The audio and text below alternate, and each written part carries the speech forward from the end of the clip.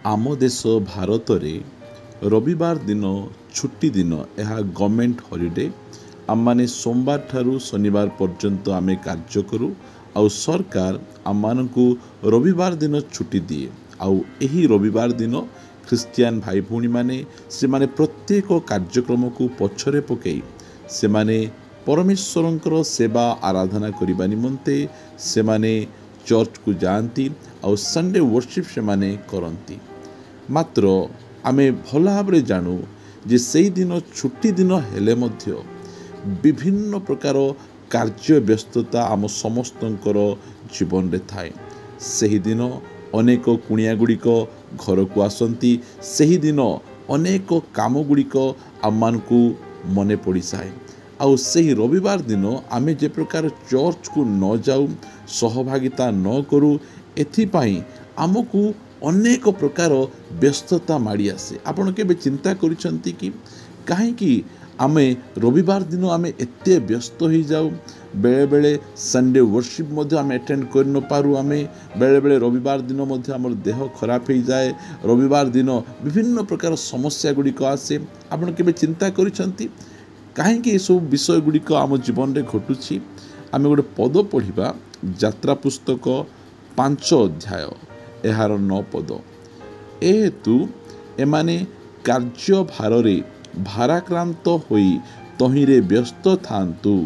ଦେଖନ୍ତୁ, ଯେଉଁ ସମୟରେ ମୋଶା ଇସ୍ରାଏଲ ସନ୍ତାନମାନଙ୍କୁ ମିଶର ଦେଶରୁ ବାହାର କରି 3 ଦିନର ବାଟ ଯାଇ ସଦାପ୍ରଭୁଙ୍କର ଆରାଧନା କରିବା ନିମନ୍ତେ ସେ ଫାରୋଙ୍କ ନିକଟକୁ ଗଲେ, ସେହି ସମୟରେ ଫାରୋ ଲୋକମାନଙ୍କ ପ୍ରତି ରାଗି ସେମାନଙ୍କୁ ଯେ ପ୍ରକାର ଆରାଧନା କରିବା ପାଇଁ ଛାଡ଼ି ନ ଦେବେ, ସେମାନଙ୍କୁ ବ୍ୟସ୍ତ ରଖିବା ପାଇଁ ସେମାନଙ୍କୁ କାର୍ଯ୍ୟଭାର ଦେଲେ। ଆଉ ସେମାନେ ଯେ ପ୍ରକାର ପ୍ରାର୍ଥନା କରିବା ପାଇଁ, ସହଭାଗିତାକୁ ଯିବା ପାଇଁ ସେମାନେ ଯେ ପ୍ରକାର ମନ ମଧ୍ୟରେ ଚିନ୍ତା ନ କରନ୍ତି, ଏଥିପାଇଁ ଫାରୋ ରାଜା ଇସ୍ରାଏଲ ଲୋକମାନଙ୍କୁ ଅଧିକ କାର୍ଯ୍ୟଭାରରେ ଭାରାକ୍ରାନ୍ତ କଲେ। ଇସ୍ରାଏଲ ଲୋକମାନେ ମିଶର ଦେଶରେ ସେମାନେ ଇଟା ନିର୍ମାଣ କରୁଥିଲେ। ଆଉ ଇଟା ନିର୍ମାଣ କରିବା ସମୟରେ ସେମାନଙ୍କୁ ପାଳ ଦିଆଯାଉଥିଲା, ଯେଉଁ ପ୍ରକାର କି ସେ ପାଳ ଦ୍ୱାରା ସେମାନେ ଇଟାକୁ ପୋଡ଼େଇ ପାରିବେ। ମାତ୍ର ଯେଉଁ ସମୟରେ ମୋଶା ସେମାନଙ୍କୁ ପ୍ରଭୁଙ୍କ ଆରାଧନା ନିମନ୍ତେ କଢ଼େଇ ନେବା ପାଇଁ ଇଚ୍ଛା କଲେ, ସେହି ସମୟରେ ଫାରୋ ରାଜା ସେମାନଙ୍କୁ ପାଳ ଦେବାଟା ବନ୍ଦ କରିଦେଲେ। ଆଉ କହିଲେ, ତୁମେ ନିଜେ ନିଜେ ଯାଇକିନା ପାଳ ତୁମେ ଆଣ, ତୁମେ ଇଟା ପୋଡ଼ାଅ, ଆମକୁ ଦିଅ। ପାଳ ଦେବା ପୂର୍ବରୁ ଦେବା ସମୟରେ ଯେତିକି ଇଟା ତୁମେ ପୋଡ଼େଇକିନା ଆମକୁ ଦେଉଥିଲ, ପାଳ ନ ଦେଲା ପରେ ମଧ୍ୟ ତୁମେ ସେତିକି ଇଟା ପୋଡ଼େଇକିନା ଦିଅ। ତାଙ୍କୁ ବ୍ୟସ୍ତ କରୁଛି, କାର୍ଯ୍ୟଭାରରେ ଭାରାକ୍ରାନ୍ତ କରୁଛି। ଯେ ପ୍ରକାର କି ଲୋକମାନେ ସହଭାଗିତାକୁ ଯିବା, ପ୍ରାର୍ଥନା ଯିବା, ଏହି ସବୁରେ ସେମାନେ ଯେ ପ୍ରକାର ଆଉ ସମୟ ବାହାର କରିପାରିବେ ନାହିଁ, ସିଆଡ଼େ ଆଉ ମନ ଦେଇପାରିବେ ନାହିଁ। ପ୍ରିୟମାନେ, ଆଜି ମଧ୍ୟ ଶୟତାନ ଆମମାନଙ୍କୁ ଏହି ପ୍ରକାର ଭାବରେ ସେ ଭାରଗ୍ରସ୍ତ କରୁଛି, କାମରେ ଏତେ ବ୍ୟସ୍ତ କରିଦେଉଛି ଯେ ଆମେ ପ୍ରାର୍ଥନା ଯାଇପାରୁନାହୁଁ, ସହଭାଗିତା ଯାଇପାରୁନାହୁଁ।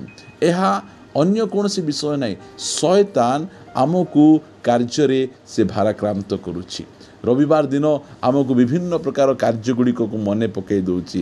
ରବିବାର ଦିନ ଆମ ଜୀବନ ମଧ୍ୟରେ ବହୁତ ବ୍ୟତିବ୍ୟସ୍ତତା ଆଣିଦେଉଛି। ଏଇ ଦିନ ଛୁଟି ଦିନ, ଏଇ ଦିନ ଯଦି କାମ କରିବ ନାହିଁ, ଏଇ ଦିନ ଏଇ କାମ ନ କରିବ, ତାହେଲେ ତୁମେ ଆଉ କରିପାରିବ ନାହିଁ। ପ୍ରିୟମାନେ, ଆମକୁ ସହଭାଗିତାଠାରୁ ଦୂରକୁ ନେବା ପାଇଁ, ଆମକୁ ରବିବାର ଦିନ ଚର୍ଚ୍ଚ ଯିବା ପାଇଁ ଅଟକାଇବା ପାଇଁ ଶୟତାନ ଏହିସବୁ ଷଡ଼ଯନ୍ତ୍ର ଗୁଡ଼ିକ କରୁଛି।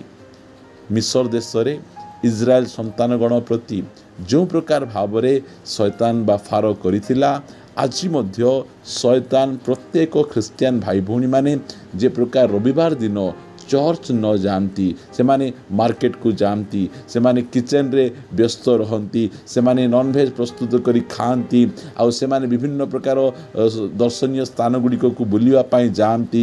ଏହି ପ୍ରକାର ଭାବରେ ସେମାନଙ୍କୁ ବହୁତ ବ୍ୟତିବ୍ୟସ୍ତ କରି ରଖିଛି। ପ୍ରିୟ ପ୍ରଭୁଙ୍କ ଲୋକମାନେ, ଏହି ଶୟତାନର ଫାନ୍ଦକୁ ଜାଣନ୍ତୁ, ଏହି ଫାରୋର ଫାନ୍ଦକୁ ଜାଣନ୍ତୁ, ଆଉ ସେହି ଫାନ୍ଦରୁ ବାହାରି ଆସନ୍ତୁ। ମୋଶା ସେ କହିଲେ, ଯାହା ବି ହେଲେ ମଧ୍ୟ ମୁଁ ଲୋକମାନଙ୍କୁ ପରମେଶ୍ୱରଙ୍କର ଆରାଧନା କରିବା ନିମନ୍ତେ ମୁଁ କଢ଼େଇ ନେବି। ମୋଶା ପରମେଶ୍ୱରଙ୍କର ଲୋକମାନଙ୍କୁ फारोर दासत्व बाहर करी इस्राएल लोक मानू परमेश्वर को आराधना करने निमंते कढ़े नेले। प्रिय माने आज प्रभु दास माने से माने रविवार दिन टी अधिक चांदा पड़ू एथिपाई आपण मानकु डाकु नाहांती।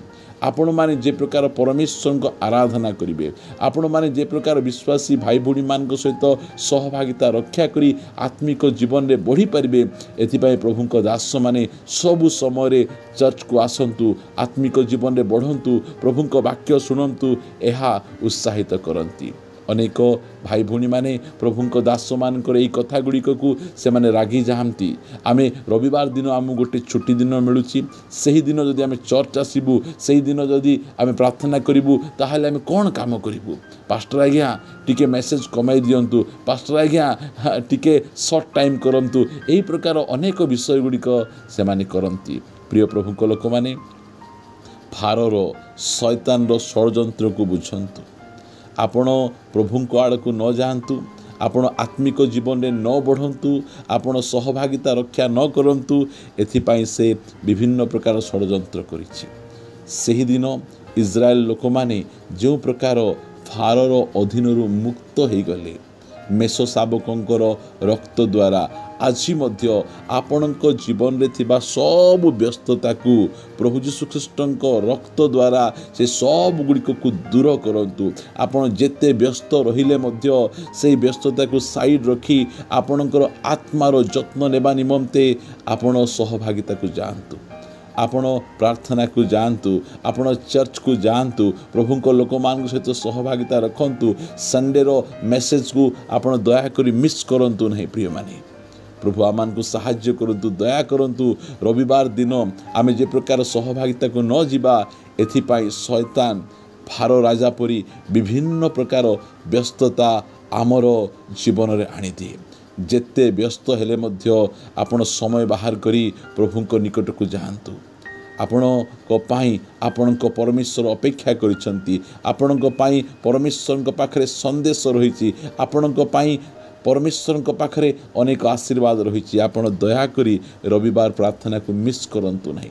प्रत्येक व्यस्तता को साइड रखी आपण परमेश्वर को प्रथम स्थान दे आपण को परिवार सहित आपण फारोर बंधन मुक्त होई प्रभु को सहभागिता मध्य को जानतु।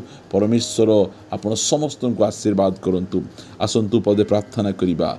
पवित्र मंगलमय पिता, मु तुमको धन्यवाद दिए। तुम्हें आमान को बहुत सुंदर सुजोग अवकाश देइछ प्रभु। तुम्हें आमान को निमंते एते सुंदर योजना गुड़िक रखीच। आम अनेक समय संडे वर्शिप को आम मिस करुचु, आम अनेक समय संडे वर्शिप को आम स्किप कर देउछु। आम प्रभु को पछरे पकाई अन्यान्य कार्य गुड़िक आम व्यस्त थाउछु। मात्र आज पुनर्बार तुम पवित्र वाक्य माध्यम आम मान सहित तुम्हें कथबार्ता हेलो प्रभु। तुम्हें फारोर बंधन मुक्त हेबा निमंते आमान को प्रभु चेतना परामर्श देल। प्रभु यीशु ख्रीष्टंकर रक्त द्वारा फारोर शैतान सब प्रकार व्यस्ततारू मुक्त ही आमे रविवार उपासना को जाई आम आत्मिक जीवन में बढ़ी पारिबु। दया करी तुम्हें साहाय्य कर प्रभु। जो माने दुर्बल अछंती, जो माने रविवार उपासना को मिस करूछंती, सेमान को निमंते प्रार्थना करूछि। दया करी तुम्हें अनुग्रह कर। से माने कोनोसी प्रकार भाव रे रविवार उपासना को स्किप करिबे नहीं। संडे सहभागिता को जीवे आउ सही स्थान रे प्रत्येक विश्वासी भाई भूणी मान सहित सहभागिता करी आत्मिक जीवन रे अभिवृद्धि हो पारिबे। दया करी तुम्हें साहाय्य कर प्रभु गो। प्रत्येक व्यस्ततारू विश्वासी भाई भूणी मान को उद्धार करी तुम्हें गौरव पाओ, तुम्हें महिमा पाओ। सबु समय तुम्हें आम को प्रार्थना शुणी आम को प्रार्थनार उत्तर देइथिबारु प्रार्थना प्रिय प्रभु यीशु नाम रे मागुछि। Amen amen. Praise the lord. प्रभु आम समस्त को प्रचुर भाव आशीर्वाद करंतु। प्रभु जदि आम मान प्रति दया करती, अनुग्रह करती, ताहले आसंता अध्याय रे परस्पर सहित आउ गोटे नुआ प्रसंग रे आम साक्षात करिबा रहिबा। समस्त को नमस्कार। Praise the Lord. God bless you.